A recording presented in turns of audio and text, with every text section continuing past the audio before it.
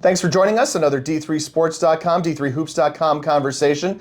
I'm Pat Coleman of D3 Hoops, and I'm joined by Rich Glesmann, the new head men's basketball coach here at Macalester University in the Mac and Groveland neighborhood of St. Paul. I've made a long journey of about 4.1 miles to get here, which is why this one's in person and not on Zoom. Coach, appreciate you taking some time today, and welcome back to Division III. Thank you. Yes, I am very excited to be here at Macalester and welcome you. I know it was a short trip, but we appreciate you having you here on campus. Well, and it's been a long trip for you to get back to Division III, but you started out as a Division III men's basketball student athlete at Emerson under legendary Hank Smith, head coach. Right. Tell us a little bit about that first off. Yeah, I mean, the whole experience really changed my life, right? I mean, just going to, I went to another Division III university initially. Sounded like you were about to say a name. Salisbury State University. All right. Yep. Under Coach Ward Lambert. Yes, yeah. Wow. Exactly. All right. And I decided I wanted to be in film. Okay. So I went to Emerson. I called up Coach Smith.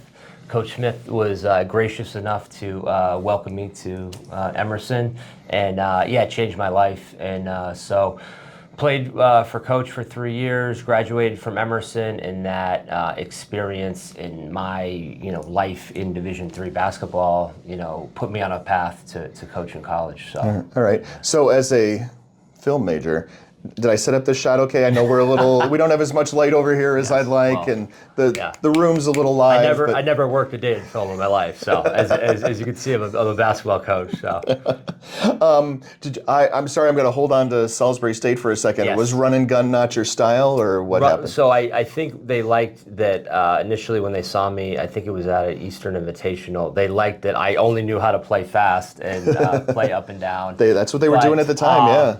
No, I don't know what it was. I actually liked my year at Salisbury State. I was a freshman and friends with Josh Merkel, who's went on head coach at Randolph-Macon now. Yep. Head coach, and I was just drawn to Emerson, and I think it was just one of those deals. It was kind of meant to be. Yeah, so. I didn't mean to short Coach Merkel's resume by not saying national champion head coach at the Division III level. Yeah. All right, so when you were at Emerson, there were, it feels like Emerson over the course of then and the years since has had this kind of pervasive spread through the basketball community, including obviously some very prominent people in the NBA. Tell me a little bit about that part of your Emerson experience. Yeah, so Sam Presti was 2 years above me, and I say this to people all the time, like Sam was like no other 21-year-old that I'd ever come across, where no matter what he did in life, he was going to be, at the absolute highest peak, and just an awesome person. Rob Hennigan, who now also works, with the Thunder, was a freshman when I was a senior. Okay. So just, those two guys, obviously having a relationship with them, went to Game 4, which was actually a very stressful game, if you remember, because they were down 2-1 in the series. But me and a couple of my college teammates went to Indianapolis and hung out with Rob and Sam before the game for a while, and just an awesome memory. We're all still very close. Not just those guys, but you got two of my best friends. Tommy Arias, the AD at Cambridge and Latin. Steve Matthews is a big time high school coach. So there's just a lot of Emerson people throughout Coach Smith's tenure in various basketball capacities, which just shows you the power that he had over us. Yeah, it's crazy for me to think that 18 years ago, maybe we wrote a story in around the nation on D3Hoops.com about those guys you just mentioned, and then a couple of other D3 guys who were in prominent positions in the NBA, and this stuff is still going on. I know, it's awesome. How did you end up coming to Macalester, being interested in the job? Your resume is pretty wide and pretty varied, but didn't have a ton of D3 outside of your playing days. Yeah, 100%. I think what it was is Donnie Brooks, the AD at Macalester, who's been awesome. He used to work at Dartmouth, This past year, I was at Dartmouth, and he, had talked to some people, and then, kind of recommended me for this position. So me and Donnie didn't know each other, but there were people at Dartmouth College that, we were connected to, and that's kind of how me and Macalester first started as a thing. I gotcha. So I think, but for me, when I was looking at whether it be, Division 1, 2, 3, I always wanted to go to a college at this point in my life that had an identity. Like Emerson had an identity. For sure. Yep. So one of the things that, attracted me about Macalester was there's an identity to this place. There's going to be major challenges ahead, but I like that Macalester has an identity to it. And we'll talk a little bit more about that as the conversation goes on. So you were not at Dartmouth very long. Before you got there, you had a very interesting job. Tell me a little bit about coaching in Japan. Yeah, I was in Japan for 7 years as a head coach in the professional league, which is called the B League of Japan. Okay. So initially, to make a very long story shortened up for this purpose, I was at Duquesne University as an assistant coach. The head coach was relieved of his contracts. You know how that goes. The whole staff, needed to look for another job. Yeah. So I had some other Division I assistant coaching opportunities, but through a friend of a friend, I got connected with a Japanese agent. And I didn't even interview for the job. It was August, and the agent hit me with a text message of the contract and was like, would you be interested in this? My twins were 1.5 years old at the time, and me and my wife were like, yeah, well, let's do it for a year, just as a cool kind of adventure. And everybody said that having kids at that age in Japan was very easy. They're a very easy place to live with little kids. Okay. So we thought it was going to be a 1 or 2 year adventure, and it was 7 years. It's a great life over there, and you get used to it. The basketball has just become really high level there, right? And so it was an awesome experience. I think always we kind of knew eventually we were going to come back, but just an awesome experience for the rest of our lives. Those kids are still pretty young then, and now they've spent a year back in the States, and now they're going to be, I assume you have apologized and compensated them sufficiently for uprooting them once again to bring them from Vermont to the Midwest. Vermont, sorry, New Hampshire, right? Yes. I am so sorry. No, those are not, yes. those are not equivalent at all. My apologies. But you're bringing them here now. We are. They are excited. We have, the Macalester Youth Basketball Camp coming up in August, which Simon and Oliver will be attending, so we're excited about that. But no, we've my wife Sarah and myself had made sure to explain to them we're not doing this every year. All the time, right? We are going St. Paul, Macalester for the long term. Right, because a younger coach, like you talked about being at Duquesne, and I know there are other assistant jobs in your on your resume as well. Though when you're younger, not old like me, or not quite as old like this guy. I'm getting up there. You don't, when you're younger, it's easier to move around, and it's almost expected. Yes, I think so. Yeah. I mean, part of the appeal to come to Macalester was the long-term, thought process behind it, and St. Paul is a great community, and we're just really excited to get moving and start the journey. The kids still speak Japanese at home, or what? Nihongo Skoshi, which means a little bit of Japanese. All right, I gotcha. Yeah, I can say that in many languages because I need to. once they were taken out of Japan school, it was a slow decline. Yeah, understandable. Yeah. I can't talk about Japan without talking about maybe the most famous Division III men's basketball player to play in that country. Tell us, give me your best Jeff Gibbs story. The best Jeff Gibbs story is when the first time I played against him, and I walked up to him, and I was like, "Oh my God, you're 6'1", maybe 6'2". You're 3 years old, and just an absolute dude. Strength, man strength, just an unbelievable feel how to play. But we were laughing. I graduated 1 year, older than him. And I was, a B1 head coach. He's still playing in that league, which is a really, high level league. And we were just laughing before the game, this is just crazy that two D3 guys, one being a lifelong coach, him being a player, Yeah. we're like, going into our mid-40s, like on the court together, playing in front of like, 5,000 people, which is just awesome.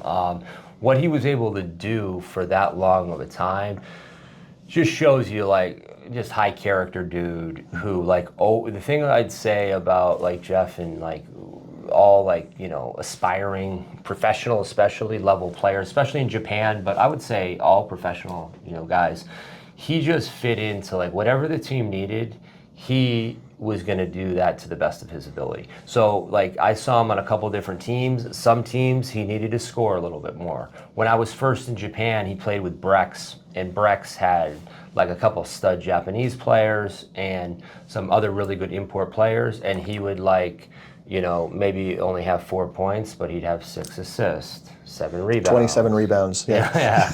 No, 27. But my point is like he just, was just a master at like delivering what the team needed to the best of his ability. Yeah, I think I said 27 because the last time I saw him play in the national championship game for Otterbein in 2002. I will tell more about Jeff Gibbs in a second. Well, maybe I was also on the low end with the 7 rebounds. He probably wouldn't like that. I've told this story multiple times. You've seen it on Hoopsville. If you've watched every Hoopsville ever, I apologize. Because I'm going to repeat a story here, but 2002, right? Otterbein advances to the Division III men's basketball Final Four. We're aware of Jeff Gibbs, but it's 2002. There's no streaming video. You barely have a photo of a guy. You've got what it says on the roster and what it says on the stat sheet. And I know also Jeff Gibbs is a football player because he played football at Otterbein. He played tight end, and I did know at the time that. On the football roster, he was listed as 6'5", and on the men's basketball roster, he was listed at 6'3". Really good record keeping Otterbein, as if people aren't going to look at those two things. And then, I stand next to him at the media day at the Final Four, and yeah, he's 6'1", maybe 6'1.5", but then he goes out there and plays the next 2 nights like a 6'5" guy. Just had, one of the epic all-time Division III Final Four performances.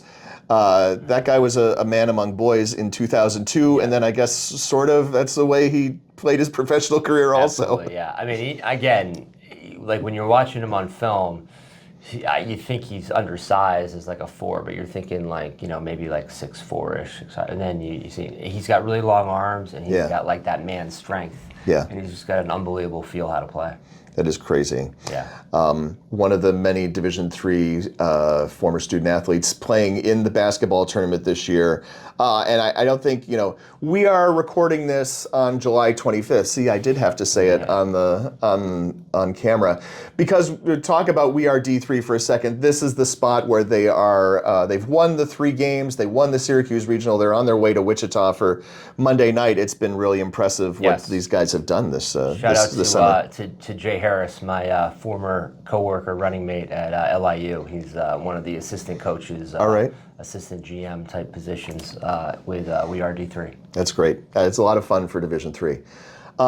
So you came from a year in the Ivy League. I did, yep. And I feel like, Macalester, you talked about Macalester having an identity. And for people who don't know, Macalester, and then I'm going to say, I have to say it, sorry, also Carleton here in the state of Minnesota, are these more elite private schools in terms of academics. I know you've only been here a few weeks. You haven't been here while class has been in session. You haven't really gone out and recruited guys on behalf of Macalester yet. So I recognize this is really early, but what are the overlaps? What are the similarities between this and an Ivy League school? Yeah, well, I would just say I can tell, like, with the student athletes and, people of Macalester, you're talking about a lot of driven people, athletes and people in general. Yeah. Which is, awesome to be a part of. You got right now, like, a couple of my seniors right now who are on campus. Ryan Brush is doing, work in the chemistry lab all day, and then he's still like working out, right? Noah Shannon has a big time, financial job internship in Minneapolis, and then he's coming early to lift and then trying to get shots up at night. So, it's a driven community that's, what Macalester is. And I know we talked before getting on camera, right? So you just mentioned your 3 seniors. These are the guys who are here in the cities for the summer that you've seen. And then there are a bunch of course, first-year students who are coming in that most of whom you haven't seen and you didn't recruit. Abe Woldis he was the head coach here for several years, then took a job as an assistant coach at the University of Denver.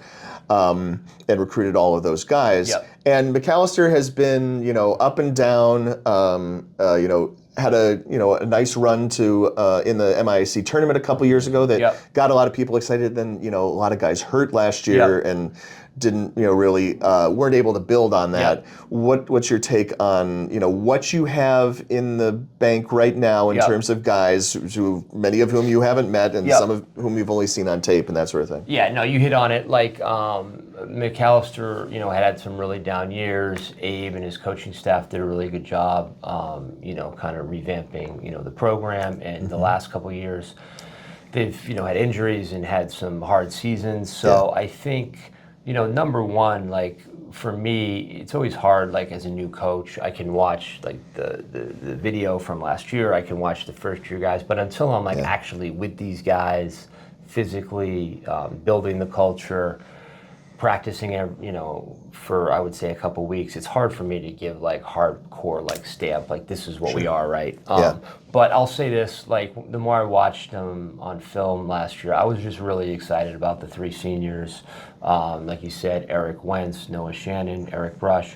They've just been Ryan Brush. Sorry, they've just been really like just locked in, and I think like I can tell when somebody's just kind of BSing and not like I can tell like all 3 of those guys really want to have an impactful and like positive senior year. So that gives me confidence. Honestly, these 3 seniors are like really serious right now about this in July. It gives me confidence that like they're going to help me move this in year 1. So.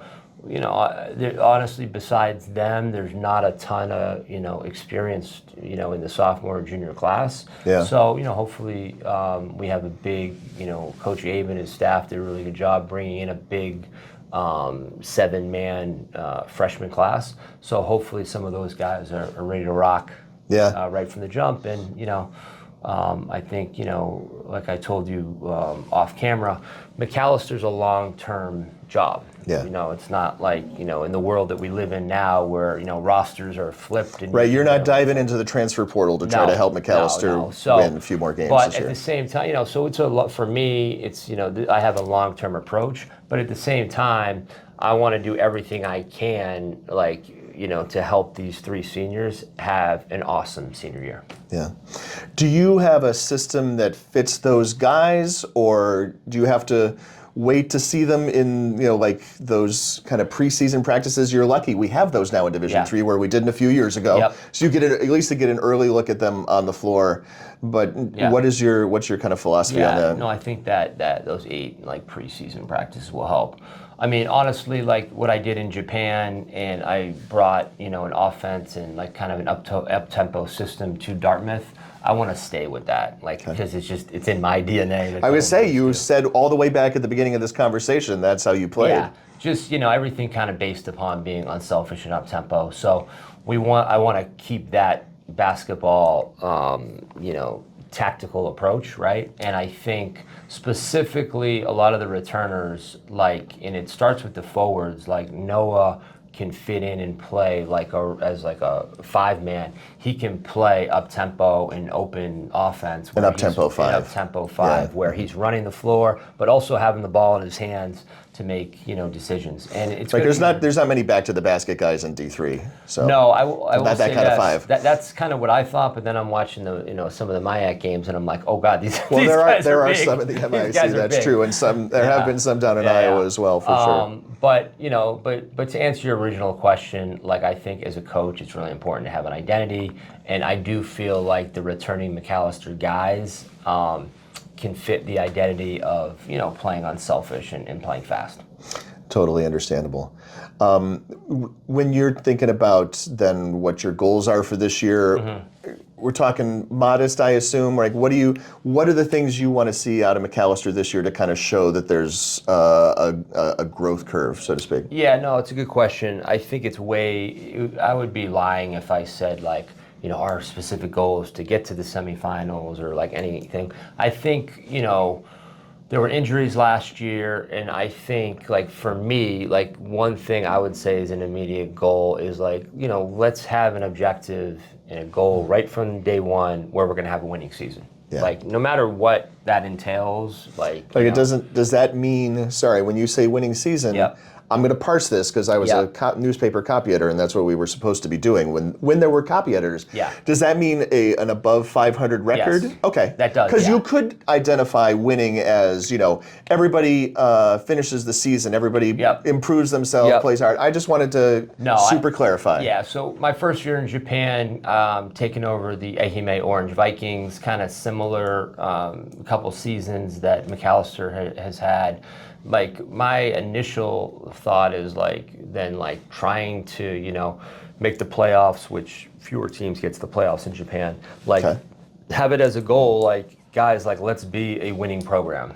Let's have a winning culture with everything we do. Let's have a winning program. And I think it will be the same. So even if we have challenges ahead with injuries or maybe some of the first year guys aren't ready to play, right? Well, you still can have a goal of building a winning culture and having an immediate winning season, and that's not easy to do. Macalester doesn't have a long history of many winning seasons. So, it's not like it's necessarily an easy goal, but it's something that I think we can attain in year one. I do think that.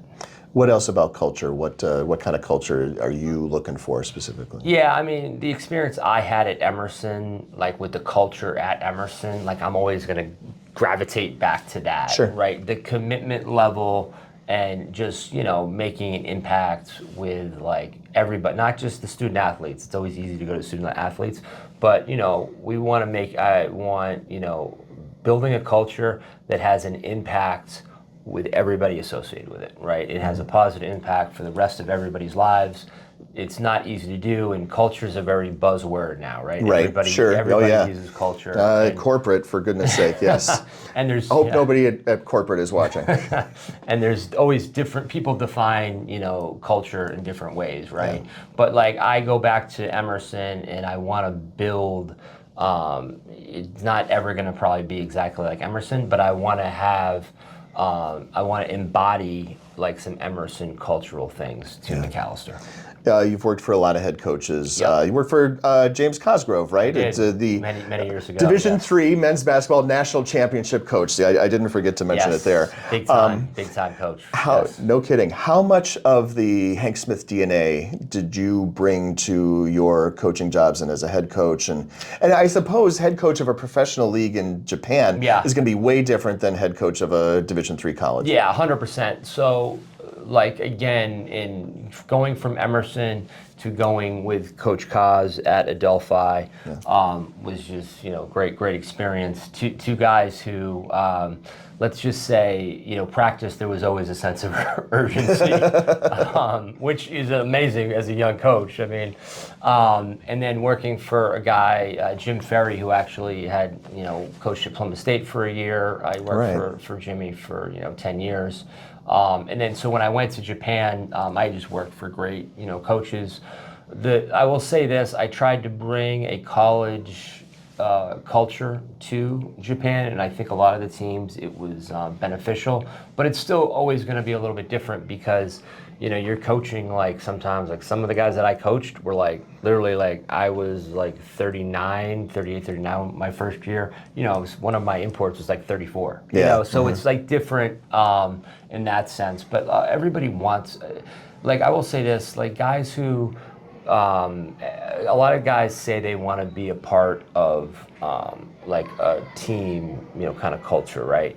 But not everybody really has been a part of it consistently. So, the goal was to try to have as many guys bought in to that, team culture, and then then basically everything builds off that, right? Mm-hmm. And that's, the good teams that I was a part of in Japan, we had a strong culture, but I will say, always it's different at the professional level, definitely, than it will be at Macalester. It was just it was different at Dartmouth, too. Sure. Sure, absolutely.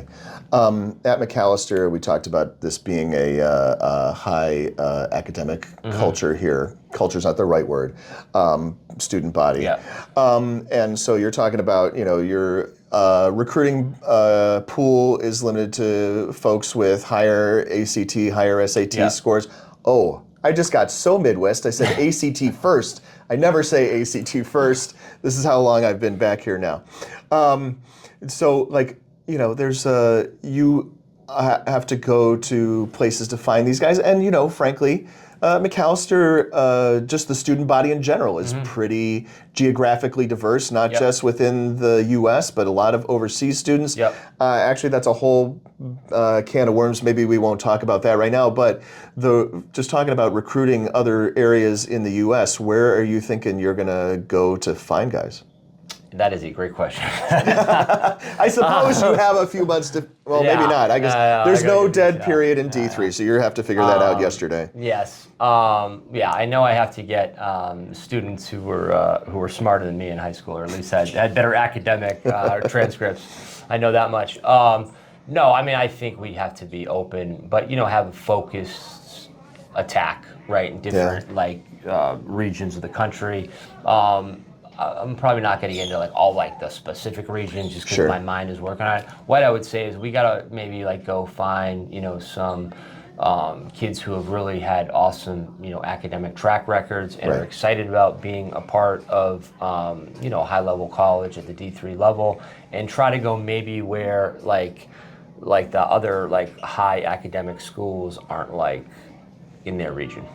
So whether that's California, Texas, other portions in the Midwest, and I think hopefully once we start building this, and now we're playing fast, playing unselfish, hopefully then recruits and their coaches and people see, Macalester's playing a fun brand of basketball. So now there's some evidence to back up what we're trying to do, right? So that just always helps.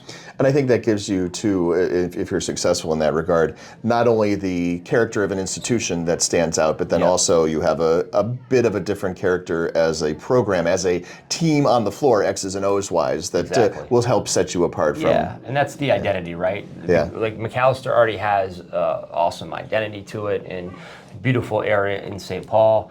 Now it's the coaching staff's job to build that identity on the court. You were hired 5 weeks ago. You've been here on campus 3 weeks. What's your staff look like? Do you still have spots? And I am not volunteering. Sorry, just in case that sounded like. I'll cross you off the list. Appreciate that. Okay. I haven't coached anything higher than fifth graders. So, no, I've been on my own for the first 3 weeks, but we are in the process of finalizing hiring a full-time assistant, which will be awesome.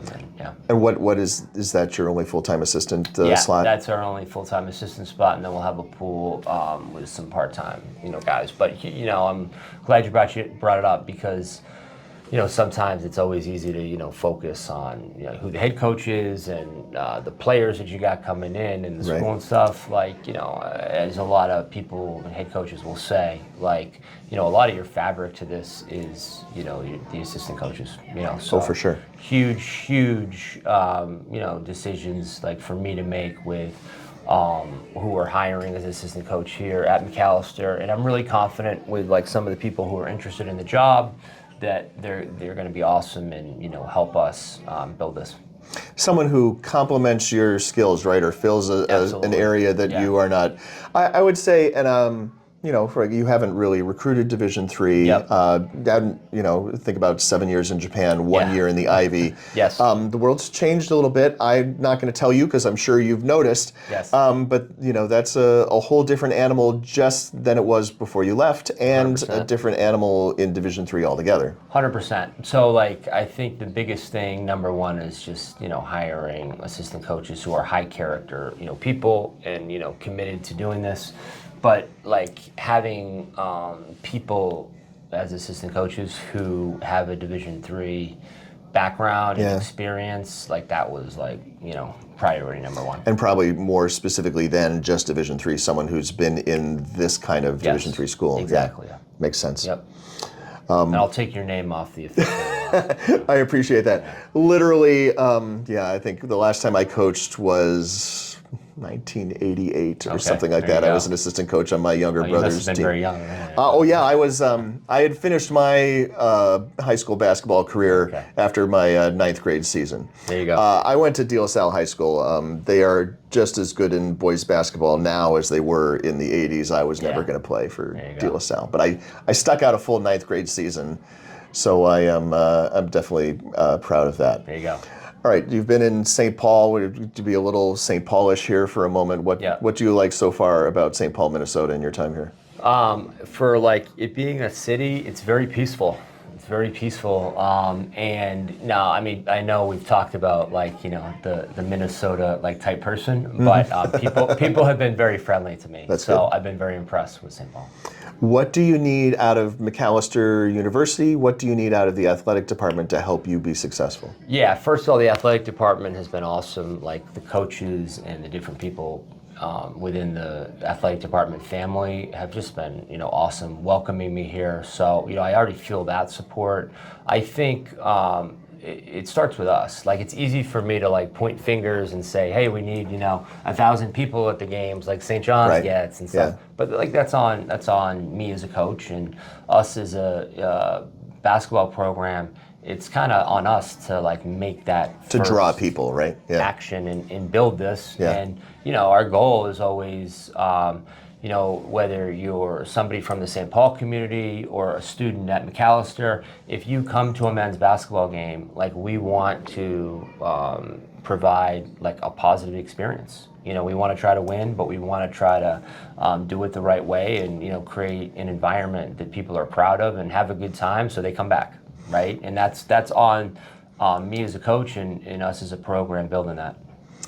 Rich Glesmann, he's the head coach here at Macalester University men's basketball, taking over this season for the first time, starting up in 2025-26. Coach, thanks for taking the time. Awesome. Thanks for inviting me onto campus. Absolutely. Appreciate it. Anytime.